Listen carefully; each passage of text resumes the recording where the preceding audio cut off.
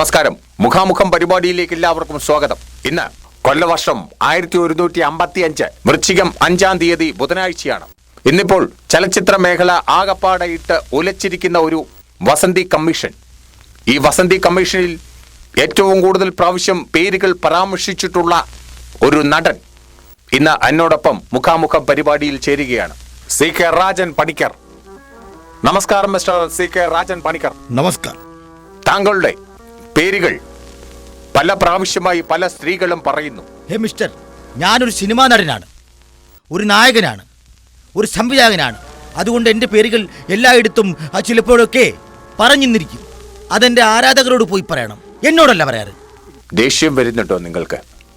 ദേഷ്യപ്പെടുത്തിയാൽ ദേഷ്യപ്പെടും, അതാണ് ഞാൻ. എന്നാൽ സിനിമയിലെ സ്ത്രീകളുടെ കുടുംബമായ സി സ്ത്രീക്കു നിങ്ങൾക്കെതിരെ ആരോപണമായിട്ട് എത്തിയിട്ടുണ്ടല്ലോ, പെണ്ണുങ്ങളെല്ലാം. എന്താണ് അതിനെപ്പറ്റി പറയാൻ? നാക്കിന് എല്ലിൽ കരുതി എന്തും പറയാമെന്നു. Mister C K Rajan Panicker, ഇതൊന്നും ഞാനല്ല പറയുന്നത്, നിങ്ങളോടൊപ്പം അഭിനയിച്ച നടിമാരാണ് പറയുന്നത്. തെളിവുണ്ടോ നിങ്ങളുടെ കയ്യിൽ? ഏതോ ഒരു നടിയുടെ വാതിലിനു മുന്നിൽ മദ്യപിച്ച് മതോന്മത്തിനായി നിങ്ങൾ പോയി വാതിൽ മുട്ടിയ സംഭവം എന്നെ കൊണ്ട് പറയിപ്പിക്കണോ? അത് ശരിയല്ലേ? ശരിയാണ്.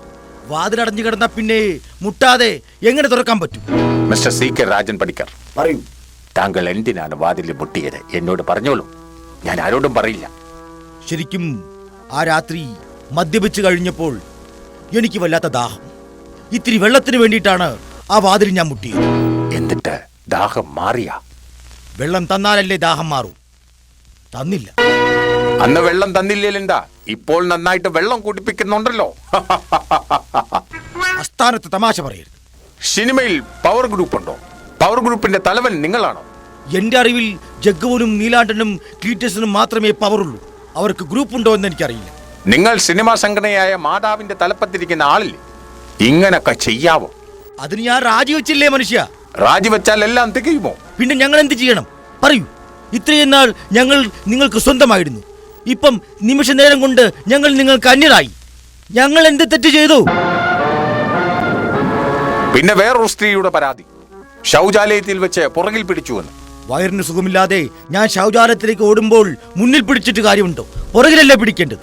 എങ്കിൽ മറ്റൊരു നടി പറയുന്നത് ഇങ്ങനെയാണ്, ബലാത്കാരമായി വർഷങ്ങൾക്ക് മുമ്പേ അവരെ പീഡിപ്പിച്ചു എന്ന്. ശരിയാണോ അതൊക്കെ? ഞാനൊരു കാര്യം പറയട്ടെ, എന്നാൽ എനിക്കത് ഓർമ്മയില്ല. ശരിക്കും ഒന്ന് ആലോചിച്ചു നോക്കൂ. എനിക്ക് ഓർമ്മയില്ല. ഹേ, ഒന്നുകൂടെ ആലോചിച്ചു നോക്കൂ. 12 വർഷങ്ങൾക്ക് മുന്നേ ഒരു ലൊക്കേഷനിൽ 102 റൂമിൽ വെച്ച് ഞാനൊരു പെണ്ണിനെ കയറി പിടിച്ചത് എനിക്ക് ഓർമ്മയില്ല. ഒരു എട്ടും പൊട്ടും തീരിയാത്ത പയ്യനെ സിനിമയിൽ അവസരം കൊടുക്കാമെന്ന് പറഞ്ഞ് അവന്റെ നഗ്ന ചിത്രങ്ങൾ എടുത്ത് മറ്റൊരു നടിക്ക് അയച്ചു കൊടുക്കുക. നാണമില്ലേ നിങ്ങൾക്ക് ഇങ്ങനെ ചെയ്യാൻ? ആ സിനിമ ഞാനാണ് സംവിധാനം ചെയ്യാൻ പോകുന്നത്. അപ്പോൾ screen test നടത്തണ്ടേ?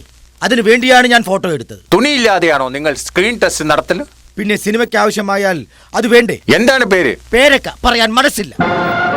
Mister C K Rajan Panicker, പറയൂ ഗോപാലൻ നായർ. താങ്കൾ പേടിക്കുന്നുണ്ടോ? എന്തിന്? മടിയിൽ കനമുള്ളവനെ പേടിയുണ്ടോ? എന്റെ മടിയിൽ കനമില്ല. താങ്കൾക്ക് പേടിയില്ല? എനിക്ക് പേടിയില്ല. കാരണം ഞാൻ തെറ്റ് ചെയ്തിട്ടില്ല. ഞാൻ തെറ്റുകാരനല്ലെന്ന് കോടതിയിൽ ഞാൻ തെളിയിക്കും. ഉറപ്പുണ്ടോ? ഉണ്ട്. ഹേ, അഥവാ നിങ്ങൾക്ക് ജാമ്യം കിട്ടിയില്ല എങ്കിൽ?